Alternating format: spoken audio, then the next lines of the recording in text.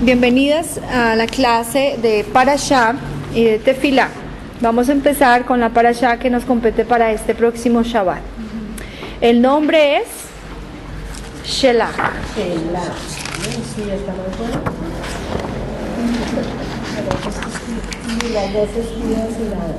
En esta Parashá, el eterno Hashem habla a Moshe para decir: envía por ti hombres para que exploren la tierra de Canaán.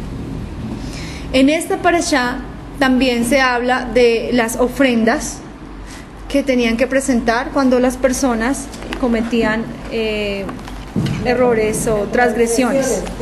En esta parashá también se habla de los tzitzit, ¿sí?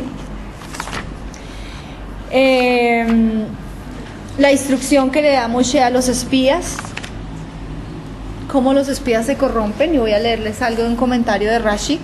¿Y de dónde sacan que los espías se corrompieron? Antes no eran corrompidos, se corrompieron cuando entraron a reconocer la tierra, o se corrompieron al ver qué fue lo que pasó. Y hay un comentario de Rashi sobre eso. Cuando los espías retornan, ¿quiénes son los que dicen no y quiénes son los que dicen sí?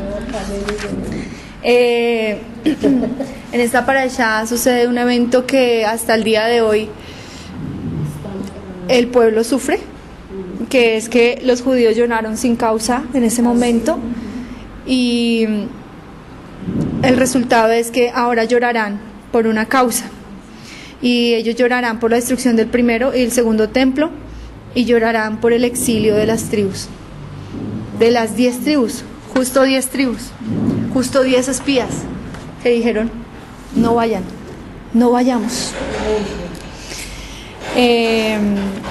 En esta parashá habla sobre el castigo que recibió la generación en el desierto y la recompensa que recibió Yehoshua y Caleb por haber dicho: sí, vayamos. Es una tierra que fluye leche y miel.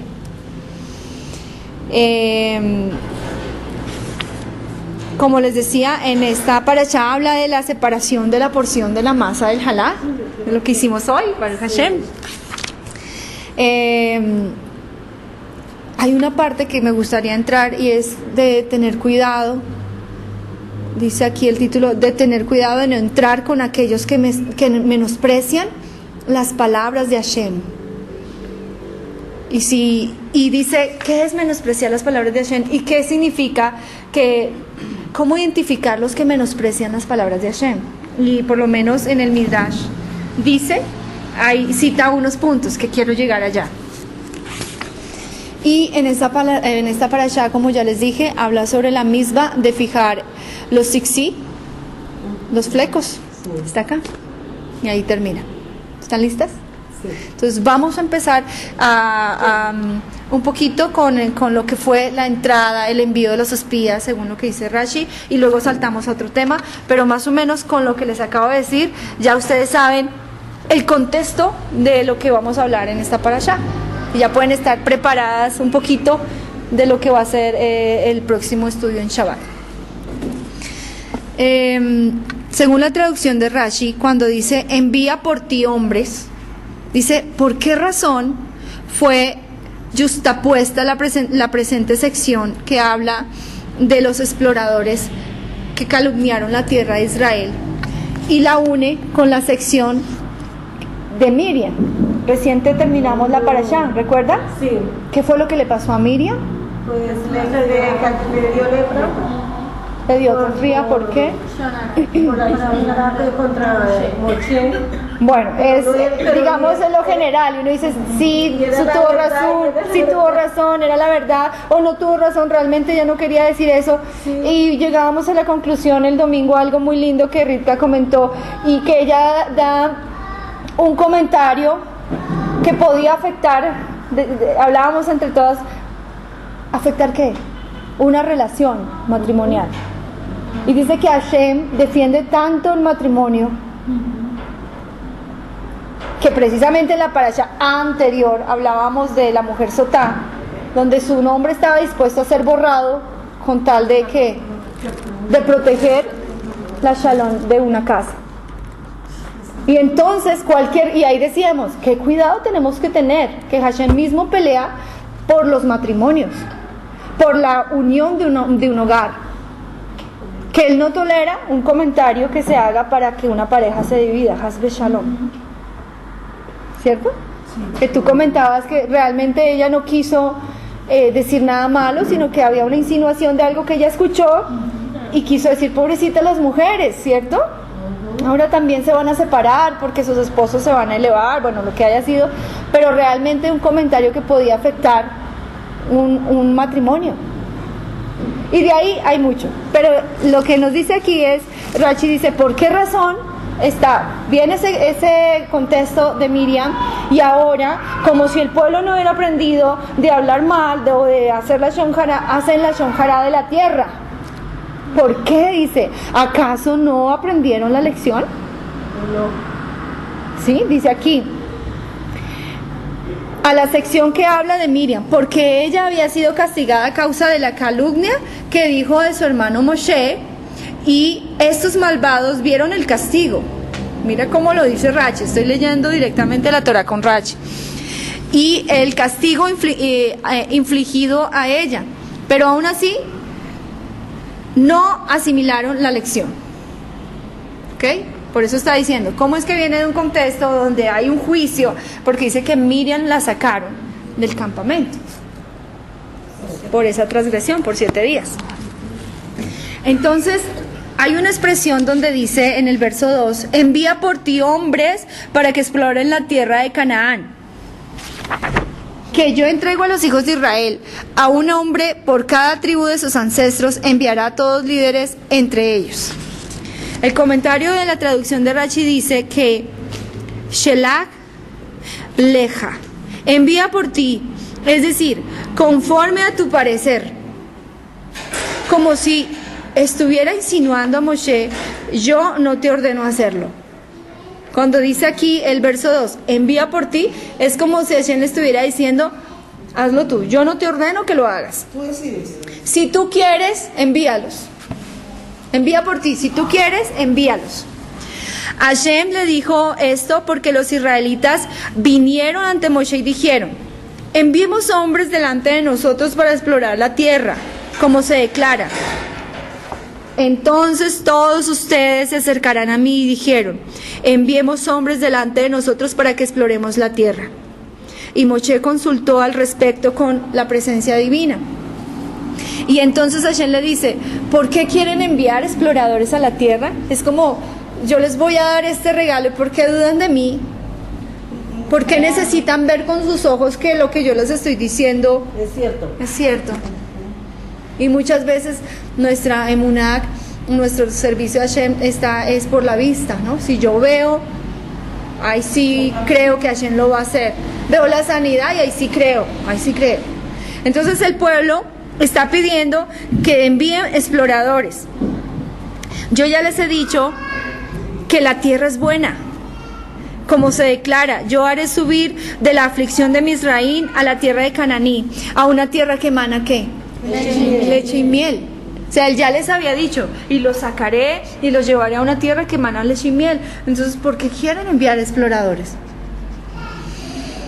Hashem prosiguió, por sus vidas, puesto que no les basta con que yo les dicho con lo que yo les he dicho, yo les daré la oportunidad de errar a través de las palabras de estos exploradores, con el objeto de que no tomen posesión de ella. Porque podemos ver el juicio, que la gente que lloró, que la gente dijo que los menores de 20 eran los únicos que iban a entrar. O sea que hubo un juicio para esa tierra, porque con el Padre, con Hashem no se juega. Y no sé si les puedo mostrar ese sentimiento. Él dijo una cosa y nosotros no tenemos que debatir lo que él dijo. Del verso 3, Moshe los envió del desierto de Parán según la palabra de Hashem. Todos eran hombres, y pone un paréntesis, hombres distinguidos. Y aquí se detiene Rashi a explicar por qué dice aquí que hombres distinguidos, cabeza de los hijos de Israel eran ellos. Entonces aquí dice que según la palabra de Hashem,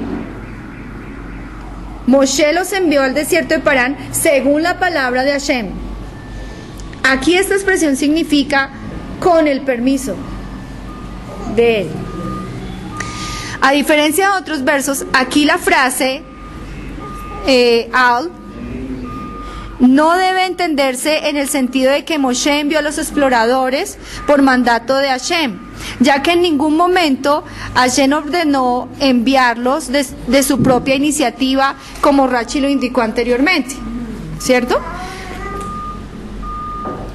Hashem meramente dio su consentimiento para enviarlos. Es un comentario extra para explicarnos, porque ya les dije aquí, cuando dice envía por ti, es diciendo decide tú. Pero aquí dice el número 3 que Moshe los envió del desierto de Parán según la palabra que Hashem, según lo que él les había dicho. Entonces, la expresión aquí significa como que él dio su consentimiento, que él dio el permiso. Que eran hombres, dice aquí, todos eran hombres. Siempre que se utiliza el apelativo Anashim, hombres, en la escritura expresa dignidad e importancia. Aquí la escritura los llama así porque en ese momento los que habían sido enviados eran individuos honestos. Por eso cuando di la introducción del tema digo, ¿en qué momento entonces empiezan a llamarse malvados? ¿En qué momento se corrompieron? Si aquí en el verso 3 de la Parashá está diciendo que eran hombres distinguidos. Sí. ¿Cómo es que los van a escoger de cada tribu y no iban a escoger los peores? No. Dice, cabezas de los hijos de Israel eran cabezas, que Hashem nos proteja porque estamos acercándonos a Koraj. Y Koraj también es una parasha donde son cabezas Era una cabeza que se rebelan y que Hashem nos guarde. Porque aquí estamos viendo que Moshe los envía, pero no escoge lo peor, escoge lo mejor, las cabezas. Entonces el comentario de Rashi dice que en ese momento todavía eran hombres honestos. Y nos manda aquí al 12. Según el comentario de Mizrahi, lo que Rashi dice en este apelativo siempre implica dignidad, implica importancia. Esto solo se aplica cuando esa palabra es enunciada como un adjetivo que completa a un sustantivo.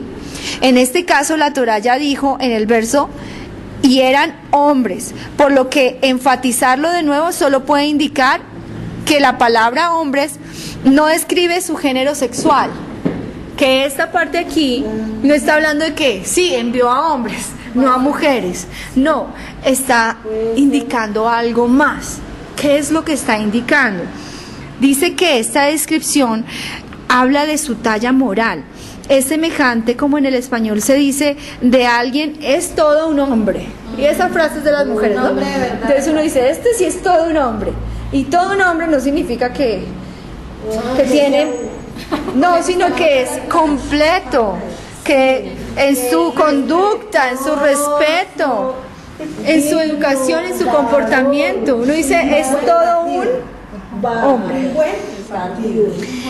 Sin embargo, en Bamidbar Rabar 16:5 dice el Midrash, explícitamente afirma que la palabra se designa a individuos justos. Por ello el comentario aquí opina que se refiere a individuos honestos. Fue que el pueblo pidió, muy bien Ritka, lo leímos aquí. Pues espérese, yo voy y lo consulto a H. Entonces me dijo, bueno, Moshe, si ya te dije que yo los iba a llevar a una tierra que fluye noche y miel, es como, yo me imagino que es como una hija que uno la ha educado, ¿sí? con todo esto, y llega y le dice, no, Marce, ¿será que yo puedo ir a una discoteca, por ejemplo? ¿Sí? ¿Será que yo puedo? Entonces me dice, pues yo ya te he educado, yo ya te he dado los parámetros, pero es que no puedo. Supongamos, ya sea los temas, tú decides. Tú decides entre lo bueno y lo malo, o un novio, lo que sea.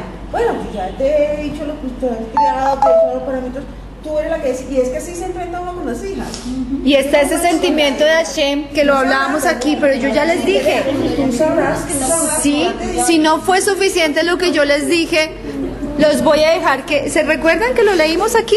Dice, yo les daré la oportunidad de errar a través de las palabras de los exploradores con el objeto de que no tomen posesión de ella, porque si lo que yo les dije no les basta, entonces van a errar. Eso lo leímos sobre el verso 2. Estamos hablando que el verso 3 nos dice que envió a cabezas y a hombres distinguidos, que en ese momento eran individuos honestos. ¿Sí? Luego pasa y dice que Moshe llama a Hoshea, que más adelante lo vamos a entender que él recibe el nombre de Caleb. ¿Y qué significa esto que llama en el verso 16? Dice, estos son los nombres de los hombres que Moshe envió para explorar la tierra, ya están más arriba, y Moshe llamó a Hoshea, hijo de Nun. Entonces, nombra a todos, y luego dice que llamó a Hoshea. Entonces, dice aquí, esto implica que Moshe rezó por él. Acaba de llamar a todos los líderes, imagínense en esa escena, le digo, venga usted. Bueno, tengo que escoger un ejemplo.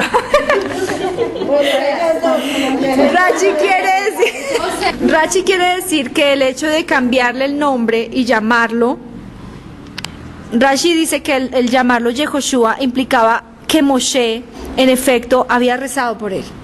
Por eso es que vemos el cambio. Le cambió, yo dije que Caleb, Hoshea es Yehoshua, Implicaba que Moshe en efecto había rezado por él y que el cambio del nombre simbolizaba su esperanza de que Hashem mismo lo protegiera ¿de qué? De errar. Que ya le había dicho a Moshe, yo mismo voy a hacer que por el consejo de los espías ellos erren. ¿Listo? Entonces el deseo de Moshe era, él conoce a su gente, ¿cierto? Y él quería rezar por él, porque la bendición de un sádic hace efecto.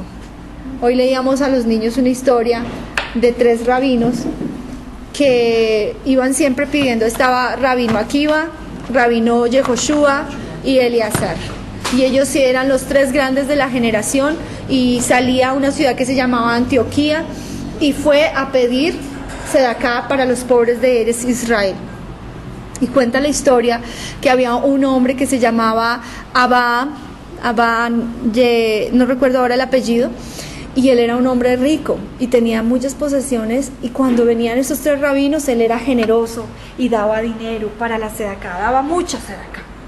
Y un día cayó en una desgracia económica y perdió, Abba Yehuda, algo así, perdió sus posesiones al punto que solo le quedó una parcela y una vaca.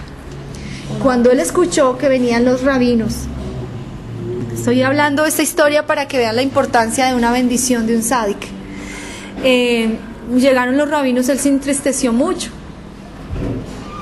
porque escuchó que llegaban a pedirse de acá y él ya no tenía cómo darles de acá. Y él se fue a su casa y su esposa, que lo vio muy triste, una mujer sabia, le dijo, ¿qué te pasa? ¿Por qué estás triste? Porque yo no voy a poder darse de acá para Eretz Israel, no voy a poder darse de acá. Y entonces dice, ya no tenemos nada, solo nos queda esta parcela y una vaca.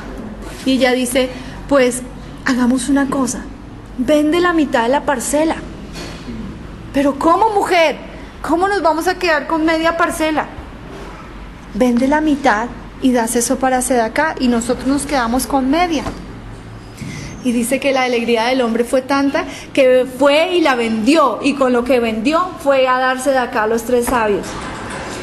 Y cuando los sabios lo vieron y vieron su deseo de hacerse de acá, le dijeron una bendición, le hicieron una verajá y le dijeron que Hashem te saque de tu escasez y te prospere. ¿Sí? Bienvenida. Y resulta que cuenta el cuentito que este hombre siguió trabajando su media parcela con su vaca, arando con su vaca, imagínense, preparando la tierra con una vaca. Y un día la pobre vaca cayó en un hueco de la parcela y se hundió.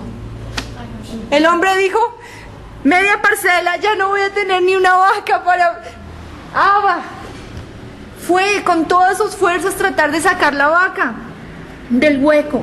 Y cuando cae la vaca en el hueco, pues él se aterra, mira a ver cómo la puede sacar, y encuentra en medio del hueco un tesoro. Joyas, piedras preciosas, oro.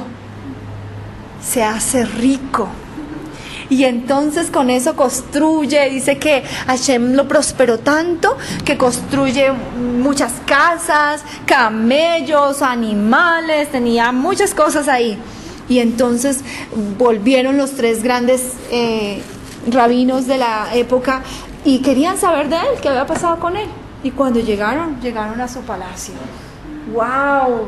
Y es la bendición, y cuando van a hablar con él, él les cuenta. Dice, fui prosperado gracias a la bendición que ustedes me dieron. Y siguió dándose de acá, siguió dándose de acá, siguió dándose de acá. Por una bendición. Y cuando usted reciba una bendición de su rabino, de una persona que quiere lo mejor para usted, recíbala. Recíbala, porque eso hay respaldo de los Shamaim. Nunca menospreciemos una bendición que nos puede dar un rabino, una persona que se dedica a estudiar Torah. ¿Sí? Eso es. Entonces, aquí Moshe lo ve a él y lo bendice. Reza por Oshea y le cambia el nombre a Yehoshua. Y esa bendición hizo que Yehoshua no errara. Es una explicación que le da. Entonces, otro es vamos a ver el 14 aquí que dice. De la tribu de Neftalí, Nachbi, hijo de Bosí. El nombre Oshea se deriva de la raíz Yesh, que significa salvar. En sí mismo no contiene una alusión directa a Hashem, sino solo el concepto del salvamiento. Al cambiarle el nombre, Yehoshua, Moshe le agregó la letra Yud junto a la Hei. De este modo, añadió a su nombre el nombre que el nombre divino. O sea, añadió la Yud y la Hei. Forma abreviada de el nombre de Hashem. Así pues, el nombre Yehoshua puede ser entendido como Hashem salvará. ¿Ok? Suban porque aquí en el sur, por aquí en el sur, resulta que Moshe los envía para explorar la tierra y les dice que suban por el sur. ¿Qué quería decir ahí esto? Dice que Moshe le dice que se dirigieran por el sur porque esa era la peor región de la tierra de Israel. Entonces, de este modo en que proceden los mercaderes, así proceden los mercaderes cuando ellos desean demostrar el valor de algo. Primero muestran lo peor y luego muestran lo mejor. Entonces, por eso los mandó, digamos, por la parte más difícil, para que ya después de que pasaran lo difícil, vieran la tierra más linda. En el verso 18 dice, observa la tierra, ¿qué tal es? Y al pueblo que habita en ella, si es fuerte o débil, si es poco o numeroso, y cómo es la tierra en la que habitan, si es buena, si es mala. Todo esto tiene una explicación. ¿Cómo son las ciudades dentro de ella? Si habitan en campamentos o son fortificadas. ¿Cómo es la tierra? Si es fértil o magra, si hay en ella árboles o no. Fortalezcanse y tomen del fruto de la tierra. Y me voy a detener aquí un poquito porque no sé si fue en la Torah con Rashi o aquí hay una explicación de qué significaba cada una de estas cosas. Si es buena o mala, ciudades que habitaban en ella, campamentos. Vamos a ver. La tierra, ¿qué tal es? Eso es lo que dice Moshe. Hay tierras cuya naturaleza produce habitantes fuertes y hay tierras que producen habitantes débiles. Por otra parte, hay algunos que producen poblaciones numerosas y hay otras que producen poblaciones poco numerosas. Dice Moshe, si es fuerte o débil. A fin de averiguar esto, Moshe les dio un signo. Si habitan en poblados abiertos, ¿qué significaba poblados abiertos? No tenían murallas, entonces no tenían... Exacto. Es decir, aldeas sin murallas. Muy bien. O si...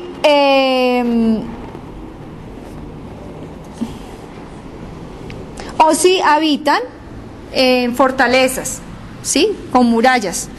Ello es signo de que son, y si habitan en ciudades amuralladas, ello es signo de que son débiles, y es por eso que necesitan de ser encerradas, de ser amuralladas. Dice, si son campamentos, este vocablo debe ser entendido tal como lo traduce el Targum, término que se refiere a las ciudades abiertas y expuestas sin muralla, que ya lo explicamos. Designa que eran ciudades fortificadas. Eso era lo que quería decir Moshe cuando dice, si son con murallas o si habitan en campamentos. Uno lee aquí, pero ¿qué más hay ahí? Lo que está diciendo es, si son fuertes o son débiles, que necesitan las murallas para protegerse. Hay otra parte que leí que decía, si es buena, ¿cierto? Sí. Ya sabíamos que Hashem había dicho que era buena, que tiene leche y miel. Respecto a los manantiales y fuentes subterráneas cuyas aguas sean buenas y saludables. Si en este verso Moshe se estuviera refiriendo a la calidad de la tierra en términos de una capacidad para producir fruto, entonces la frase buena o mala sería redundante, ya que en este verso siguiente habla de la tierra en términos de fértil o magra. Por consiguiente, Rashi explica que en este caso, si buena o mala no se refiere a la fertilidad del suelo, sino a la condición general de la tierra y de su efecto en sus habitantes. Si hay gente buena o hay gente mala, lo cual se comprueba con la calidad de sus aguas. Miren esto. Si en ella hay árboles, ¿qué creen que significaba eso? ¿Si en ella hay árboles o es desértica? Pues miren lo que dice. Quería decir, si hay en ella un hombre íntegro que los proteja con su mérito. ¡Guau! Y uno lee árboles y uno piensa, así que si no es desértica, ¿cierto? Pero lo que quería decir ahí es si había un hombre tan temeroso de Hashem que podía fortalecer el pueblo, sostener al pueblo. Dice, según Rashi en este verso, la frase Hayash Bach no tiene un sentido literal, por lo que no significa si hay en ella árboles. Está diciendo, no es un sentido literal. Por dos razones. Primero, porque Moshe ya inquirió por la tierra en términos de su fertilidad al decir si es fértil o magra, la que acabamos de pasar. Si es buena, se refería a que si era fértil. Y por consiguiente, no tendría sentido que otra vez les estuviera preguntando sobre la existencia de los árboles. Si la tierra es buena y fértil, seguro es capaz de producir árboles. Segundo, porque la frase literalmente dice árbol, en singular. Si Moshe estuviese preguntando por la existencia de los árboles, lo lógico hubiera sido que los nombrara en plural. ¿Sí? ¿Están conmigo? ¿Y cómo es la tierra? Si es fértil o magra, si hay en ella árbol o no. Dice aquí en español árboles, pero en la traducción en hebreo lo dice en singular. Entonces dice, por estas dos razones, Rashi concluye, aquí la palabra ex constituye una expresión figurada que alude a un hombre éticamente superior. En el Mashkil de David, en los libros del Tanat, la escritura, es usual designar al hombre justo como un árbol. ¿Ok? Un ejemplo de eso es el Tejilín 1.3. Será como árbol plantado junto a corrientes de agua. ¿Ok? Estamos aprendiendo a profundizar en la Torah. Entonces, cuando está hablando de árbol, estaba buscando si había alguien que pudiera sostener la ciudad, sostener al pueblo. Otra es sobre la maduración de las uvas. La época en que las uvas maduran, en su primer estado de maduración, dice aquí en el verso 20.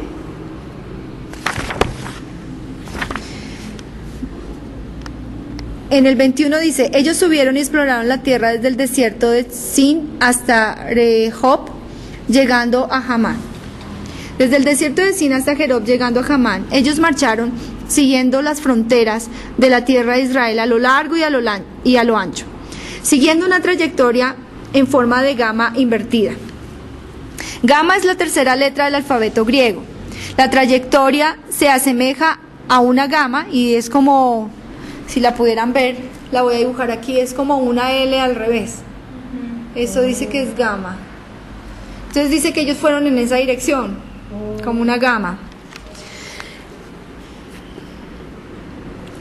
Dice el verso 22, subieron por el sur y él llegó hasta Hebrón. Y allí estaban Achman, Shenshai, y empiezan a nombrar gente.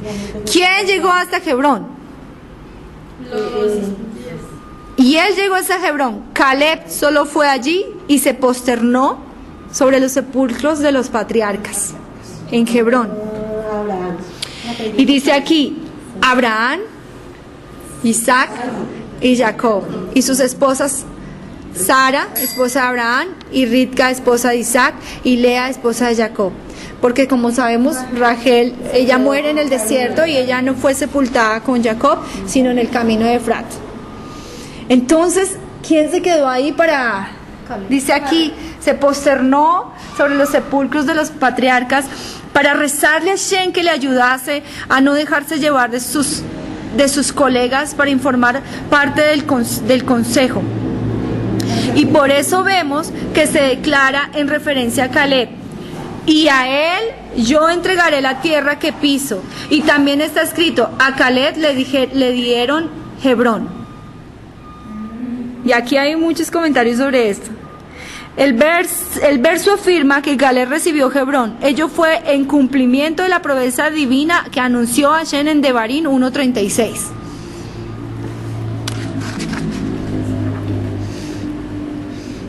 Aquí habla de que regresaron, volvieron, en el verso 25, volvieron, ya exploraron, los espías se corrompen. Vamos a leer un poquito el Midrash. Los 10 espías fueron enviados el 29 de Sivan del año 2449. A pesar de que ellos habían sido unos sadiquín, unos justos, como ya lo estudiamos al principio, en el momento de su designación, vuelve y dice, eran justos. Se volvieron agrios tan pronto como Moshe los despidió. Ellos inmediatamente decidieron traer de regreso un reporte desmerecedor para detener a Bene Israel. ¿Qué llevó a los espías? Es la pregunta que hiciste, Suriela. ¿A volverse incorruptos? Ellos se dijeron el uno a otro: bajo el liderazgo de Moshe nosotros somos jefes del pueblo. Tan pronto como entremos a Eretz Israel, Yehoshua se convertirá en el líder. Wow. Él designará entonces a un gabinete diferente de ministros y ya no seremos nosotros. Wow. No se ponen. Miren lo que pasa. Y justo estamos cerca de la parashá de ¿qué? De la rebelión. Por consiguiente, detengamos al pueblo en el desierto para asegurarnos de que no seremos depuestos de nuestras altas posesiones. Ellos emplearon los siguientes 40 días planeando cómo hacer plausible que Eretz Israel no podría ser conquistada. La narración de los espías sirve como un ejemplo de cómo el deseo de honor corrompe a las personas. Similarmente, Coraj se rebeló, pues él buscaba ¿qué? Honor. El rey y Arobán, quien rigió sobre todas las 10 tribus, por la misma razón perdió su porción en el Olam Jabá. Cuando el pueblo visitaba el Beit Hamidash, el sagrado templo en Jerusalén, en las festividades, ellos advertían que solo Rehabán, el oponente de Jeroboam, en español, que regía sobre la tierra de Yehudá, se sentaba. A Jeroboam no le era permitido sentarse. Bueno, y había peleas, sabiendo que venían de la dinastía de David. Esa historia, quien la lee, es interesante. Viendo que estaban perdiendo seguidores, Jeroboam erigió becerros para adorar e inventó sus propias festividades a fin de impedir al pueblo. El otro iba y llamaba a las personas y les decía que yo voy a ser el nuevo rey, y los corrompían las puertas. Bueno, todo por buscar honores. Los políticos. Dice, pero es que eso no es tan lejos. Hombres justos. Mira, no estamos hablando de rechaz. Estamos hablando que no se dieron cuenta que ya tenían un honor. El hecho como lo nombró aquí la Torá, dice que eran cabezas de las tribus. Eso ya es un honor. Eso ya es un honor. Se bajaron al nivel bajo y Ambos, Yehoshua y Caleb, se opusieron a los esquemas de los espías, pero mientras Yehoshua expresó sus objeciones, Caleb pensó que era más sabio ocultar sus verdaderos pensamientos. Los espías entraron a Eretz Israel desde el sur y progresaron hacia el norte. Su presencia hubiera atraído ciertamente la atención de los cananíes y podría haber sido asesinados si no fuera por la milagrosa protección que Hashem les mandó de lo alto. Hashem afligió a los gobernantes de todas las ciudades por las que ellos pasaban con una plaga. Así que los canaín, por consiguiente, preocupados por el duelo y el entierro de sus muertos, y los extranjeros pasaron desapercibidos. Hashem realizó otro milagro para salvar a los espías de la muerte. Si un cananita intentaba anunciar: "¡Estos son espías judíos!", ninguna palabra podía salir de sus labios. Él se volvía tan mudo como una piedra. No podía gritar. Hashem lo detenía.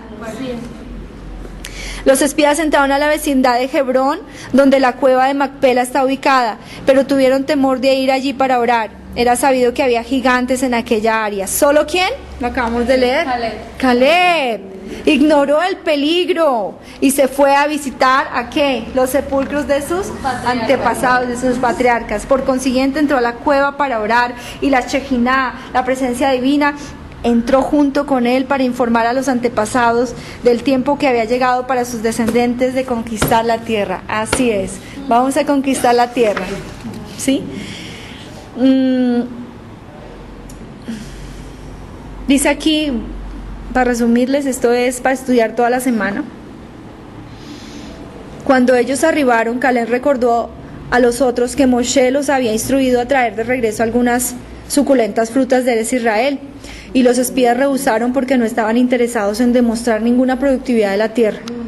Caleb amenazó: "Si vosotros no recogéis alguna fruta, yo desenvainaré mi espada y nosotros veremos quién mata a quién". Miren esto.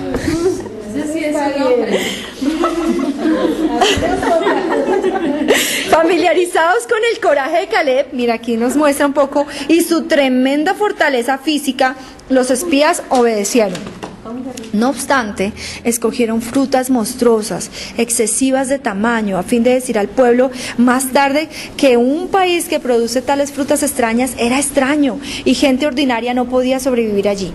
Los espías recogieron una rama de vid sobre la cual pendían un racimo de uvas de tremendo peso, 960 sea.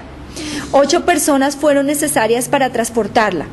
El 9º espía cargó higos y el 10º una granada. No obstante, Yehoshua y Caleb, quienes comprendieron que los espías usarían las frutas para denigrar a la tierra, no cargaron nada. Mientras cortaban las frutas en Nahal Escol, ellos fueron localizados por 3 gigantes que vivían en la vecindad de Hebrón. Los gigantes eran Ahimán, Sheshai y Talmai, los 3 hijos de Arba, quien era el más alto de todos los gigantes. Ellos eran el último remanente de los antiguos gigantes nacidos después de la generación del diluvio. ¿Y qué significaban sus nombres? Ahimán implica, gracias, que él solía ufanarse y era el poderoso de los hermanos. Sheshai era duro y fuerte como el mármol, y las huellas del pie de Talmai en el suelo eran como surcos profundamente arados.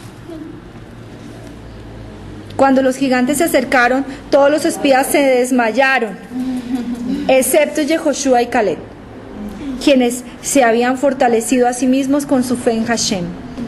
Cuando los cananíes los vieron, yacieron inconscientes sobre el suelo, los revivieron con una forma de respiración artificial. Nosotros vemos que habéis venido aquí para talar los árboles que nosotros adoramos y para destruir nuestras imágenes, rugieron los gigantes. No, replicaron los espías. Nosotros meramente recogimos alguna fruta. Idos de aquí, amenazaron los gigantes. Vuestro Hashem, vuestro Dios, pronto os traerá a la tierra, y entonces tendréis tiempo para recortar árboles. Ellos ya sabían. Como un premio, pues los gigantes dejaron ir a los espías ilesos. Hashem permitió a algunos de los cananíes sobrevivir en la tierra hasta la destrucción del segundo templo. Entonces, aquí trata un poquito, de pronto si uno profundiza, va a hablar de otras cosas, ¿sí? Decía que también escuché un comentario donde decía que ellos amaban a Moshe y sabían que Moshe no iba a entrar a la tierra. Entonces ellos decían, si nosotros decimos que entre a la tierra, Moshe ya va a morir, y entonces ¿quién nos va a dirigir? Eso es otro punto de vista, ¿no? No sé si ustedes lo han leído, pero que ellos tenían la intención de que Moshe, de que se demorara la entrada a la tierra, porque sabían que Hashem había declarado algo sobre Moshe y él no iba a entrar, y él se asustaban, ¿quién nos va a guiar? 40 años con un líder, uno se acomoda, ¿no? Lo que el líder diga está bien, y ahora que si no, digamos, nomás uno dice, se nos van para Israel, y uno dice, ¿y ahora qué? Imagínense, no lo iban a volver a ver. Entonces hay otro comentario que ellos actuaron así porque no querían que Moshe muriera. Pero aquí el Midrash, lo que leímos en esta parte del Midrash, dice que ellos actuaron así porque querían honor. Querían honor. Pues no sé, no ve cómo... Yo quisiera, ya llevamos 40 minutos hablando de solo la introducción, pero hay una parte muy linda, es que cuando ellos empiezan a hacer el reporte y empiezan a hablar, los judíos empiezan a llorar, y dice, ¿cómo así? Las lágrimas, lamentaciones de la familia se escuchaban en todo. Las mujeres, no obstante, no tomaron parte en el lamento. Como siempre. Baruch Hashem. Escuchen esto. La noche de lamentación fue la noche del 9 de Ab. ¿Qué hacemos la noche de Ab? El 9 de Ab. Ayunamos. ¿Cierto? Dijo Hashem el Todopoderoso, vosotros lloraste sin razón. Yo por consiguiente os proveeré una causa. El 9 de Ab se volverá un tiempo de duelo nacional. En esta precisa fecha, ambos, en el primer y segundo Beit Hamikdash, fueron ¿qué? Destruidos. De aquel 9 de Ab fue decretado que ambos templos serían destruidos. Ellos murmuraron en sus tiendas y no escucharon la voz de Hashem. Por consiguiente, él juró causarles caer en el desierto y acusar a sus descendientes y hacer que sus descendientes caigan entre las naciones y sean dispersadas. De ahí viene el juicio de la dispersión de las tribus. Retornando, las tribus retornando de un evento así. Y hay un evento en la Torah con Rashi, dice que cuando ellos empezaron a hablar mal de la tierra, ellos empezaban a hablar y Caleb hizo callar, hace como un shh. Y aquí viene ese shi, mire, no les estoy inventando, a ver si lo encuentro. Dice que esa parte que uno hace shh, viene una palabra hebrea, ¿sí? Que es con samech. ¿Y qué significa eso? Cállese. Dice, en el verso 30, Caleb hizo callar al pueblo para Moshe y dijo, ciertamente hemos de subir y tomar en posesión. Pero esta parte cuando dice que Caleb hizo callar al pueblo, quiere decir que los hizo callar, dice aquí. Aunque el texto no dice explícitamente que el pueblo estuviese vociferando como se afirma que Caleb calló al pueblo, se implica que hizo callar a todos y no solamente a los exploradores cuyas palabras son enunciadas en el verso precedente. Aquí hay una parte bonita donde dice que ese que hizo callar para Moshe, ¿sí? ¿Sí lo recuerdan? Dice que para que escuchasen lo que hablaría de Moshe. A fin de imponerle silencio, utilizó una estrategia inteligente. Todos hablando. Imagínense una noticia, aquí hablan, hablan. Entonces falta un reporte, ¿no? Falta el reporte de Caleb. ¡Silencio! Entonces todo el pueblo se cayó a ver qué otra cosa tenía que decir Caleb, bienvenida, para acusar a Moshe y para acusar a la tierra. Entonces la gente se cayó, no con el fin de solamente escuchar a Caleb, sino de la necesidad de saber qué iba a decir Caleb. ¿Sí? Y miren lo que sucedió. Dice que hizo callar para Moshe. Lo hizo callar para que escuchasen lo que hablaba de Moshe. A fin de imponerle silencio, utilizó esta estrategia. Gritó y dijo, ¿y qué? ¿Acaso solo esto nos ha hecho el hijo de Amram? O sea, Moshe. El que escuchaba estas palabras pensaba que Caleb iba a relatar algo, algún oprobio contra Moshe. Entonces todo el mundo, ¿no? Mire, uno cuenta esto, pero muchas veces somos así. Hasbe Shalom. Hay una situación y uno está pendiente de poner oreja, qué es lo que va a decir, y ahí sí se calla aquí para poder escuchar al de allá. ¿Sí? Chito, chito. Y entonces dice aquí que el pueblo pensó, ay, va a relatar algún oprobio contra él. Y puesto que en sus corazones albergaban algo en contra de Moshe a causa de las palabras de los exploradores, todo el pueblo se cayó para escuchar el oprobio que iba a venir, ¿cierto? Y esa fue la estrategia que Caleb utilizó porque faltaba el reporte de él. Pero justo entonces dijo, ¿acaso no se ha partido el mar de Suf por nosotros? Ahí empezó la reprensión del pueblo. ¿Acaso él no hizo descender el maná para nosotros? ¿Acaso él no hizo volar las codornices para nosotros? ¿Acaso él no nos dio alimento? Y empieza a decir, es una cosa bien, bien bonita. Y dice, ciertamente vamos a subir. E incluso si tuviéramos que subir hasta el cielo, y se dirige a Moshe, si él, hablando de su líder, si él nos dijera, fabricaríamos escaleras y subiríamos. Todo el pueblo está así como ustedes, expectantes, recibiendo esas palabras. Tendríamos éxito en el cumplimiento de todas sus palabras. Obviamente Caleb no pensaba que la tierra de Israel se hallaba literalmente en el cielo. Lo que quiso decir fue que incluso si los pueblos cananí poseían una fuerza y un destino muy poderoso, basados en el poder natural de los astros y de las constelaciones, o cualquier otro factor, ya que el pueblo de Israel se hallaba por encima del conjunto de todos estos factores, como lo afirma el Talmud. O sea que él está diciendo, nosotros podemos ir encima de las constelaciones, así que si nos tocara ir hasta el cielo para tomar posesión de la tierra, seríamos exitosos y lo haríamos. ¡Wow! Hizo callar. El verbo implica silencio total. Y de igual modo vemos un término análogo de los versos. Callen toda carne, calla, porque no debemos mencionar el nombre de Hashem. Y así suele hacer la gente cuando alguien desea hacer que se calle un grupo de personas y dice shh. Es por esta razón que el verbo vayahash, utilizado para callar a la gente, termina con la letra zamek, que tiene un sonido silbante, de lo que Rashi dice aquí que se refiere a que este verbo tiene un origen onomatopéyico, el sonido shh. Ay, ¿qué tal? Viene de una palabra hebrea. Cuando aquí queremos callar a la gente, shh. Y lo encontramos en esta parasha, una expresión que hace Caleb. ¿Ok? Esta parasha es súper larga. Mira, llevamos 1 hora hablando y no hemos salido del primer evento. Después habla sobre el castigo que recibieron.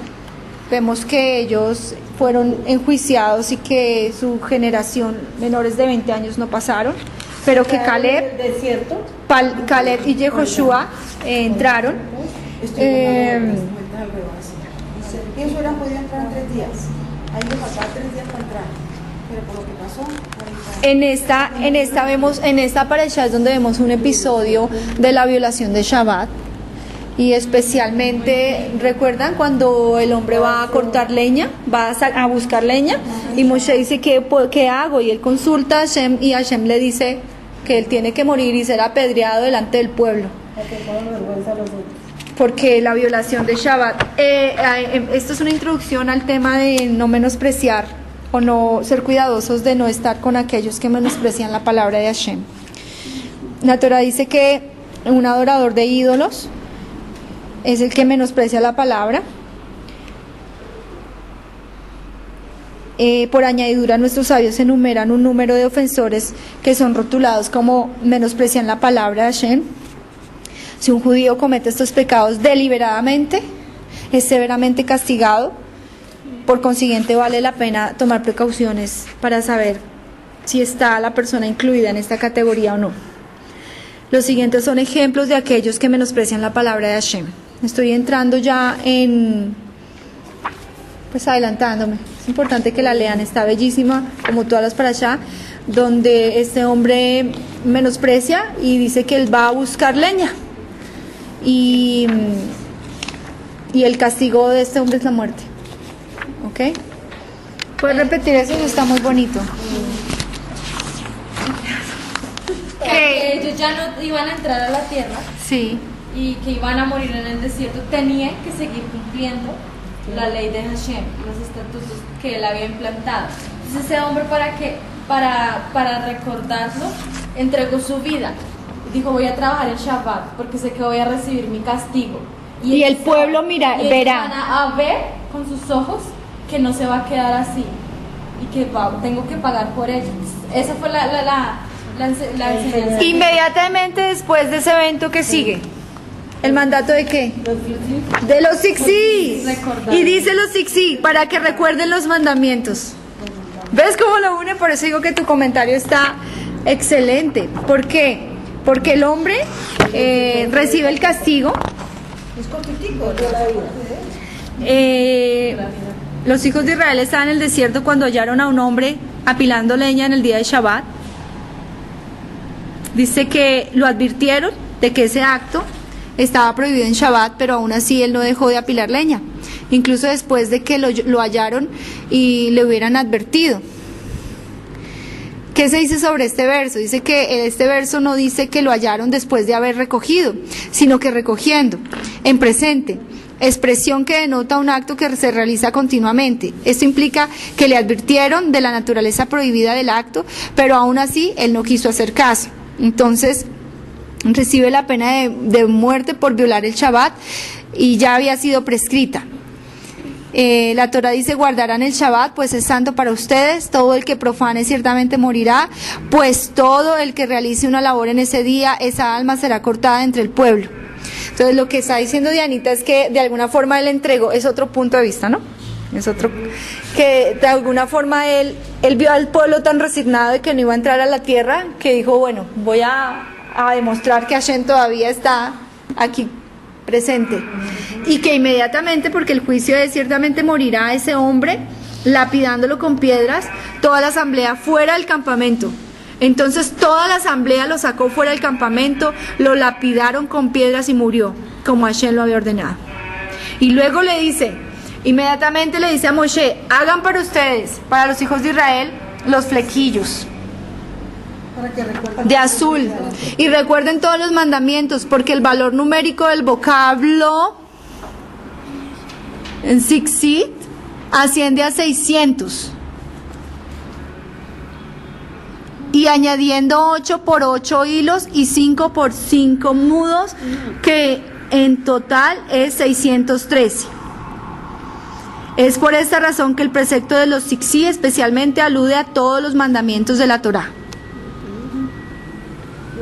Y aquí hay un desenglose de la palabra Sixí, que significa, si lo quieren utilizar, la Tet 400, la Yud 10, la Zadik 90, la Yud 10 y la otra Zadik 90 igual a 600. Y le añade 8 por los 5 hilos y 5 por los 5 nudos de la cuenta da 613. Esos hilitos, inmediatamente después de este evento. Y termino para dejarles que ustedes sigan gozándose de la Torah, de esta parashá que viene para el próximo, lo de la jalá, que no lo hablamos, también muy lindo, la orden de separar la jalá cuando entraran a la tierra. Pero termino con lo que estábamos hablando de cuáles son las características de un hombre que está menospreciando la palabra de Hashem.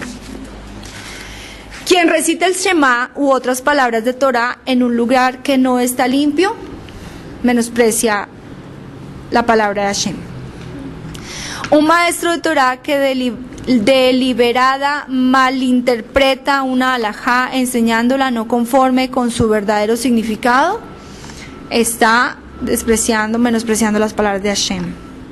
Una persona que descaradamente o arrogantemente transgrede el mandamiento de la Torah, descarada o transgrede, está menospreciando la palabra de Hashem.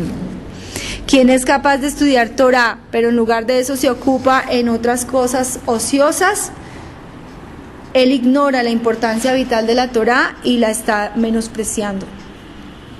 Quien alega que aún un pasuk o una de las enseñanzas de la Torá no es divina, está menospreciando la palabra de Hashem. Alguien que desprecia a los Talmidim Jajamín, eruditos en Torá, comentando qué beneficio derivamos nosotros de personas que se sienten a estudiar Torá, está menospreciando la palabra de Hashem. Alguien que insulta a un Talmidim Jajam o insulta a algún otro en la presencia de un Talmidim Jajam, está menospreciando la palabra de Hashem. Y lo conecta inmediatamente con el tema del hombre que sale a trabajar. Y me llama la atención porque si ustedes leen Las alturas de mi pueblo, el comentario sobre esta parashá, ¿sabe de quién habla? De los rabinos.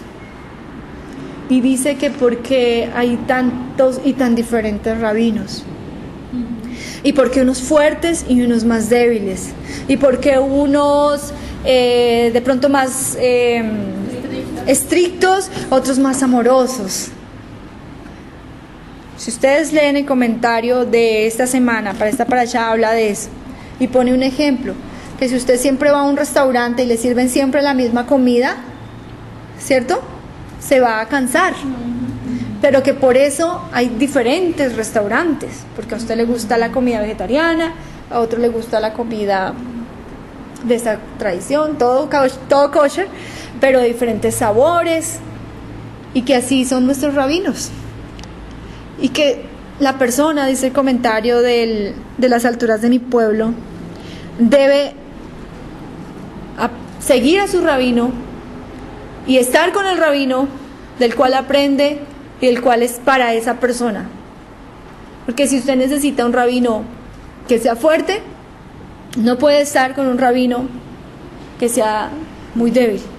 Pero si usted es una persona que no puede con las reprensiones fuertes, usted necesita un rabino que la trate bien, que sea suave. De eso habla el comentario. Y que no es este más, ni el otro es menos, porque este es más fuerte no es menos, ni porque este es más débil es más, o al contrario, no. Sino que Hashem nos puso y los formó porque cada persona es diferente. Cada uno de ustedes es diferente y tenemos que llegar a encontrar un rabino donde nos identifiquemos con él y que le sigamos, le respetemos, porque miren, la defensa de los líderes, todas las que estudian conmigo en el principio, ven todo eso, cómo Caleb se para a defender a su liderazgo, el liderazgo de Moshe, cómo nos preparamos, porque dice que ya había en el corazón de los hombres, ya había algo en contra de Moshe, 40 años él entregándole su vida, ya había algo en el corazón de ellos contra Moshe, y cómo en la siguiente parashá vemos que se unen, ¿cuántos? ¿120,000 del pueblo? No recuerdo la cifra y no quiero equivocarme, en este momento se me va, pero con Corac se une varios, ¿sí?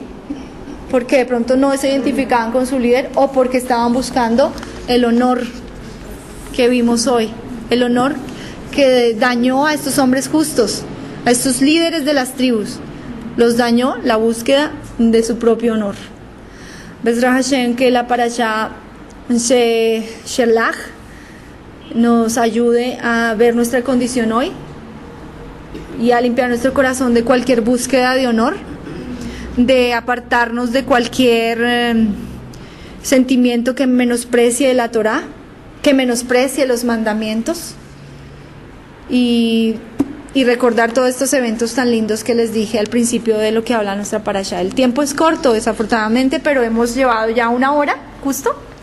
Quedan 1 hora y 59 minutos con 14 segundos para dar gracias a Hashem por esta parashá tan linda. Toda raba a ustedes, gracias.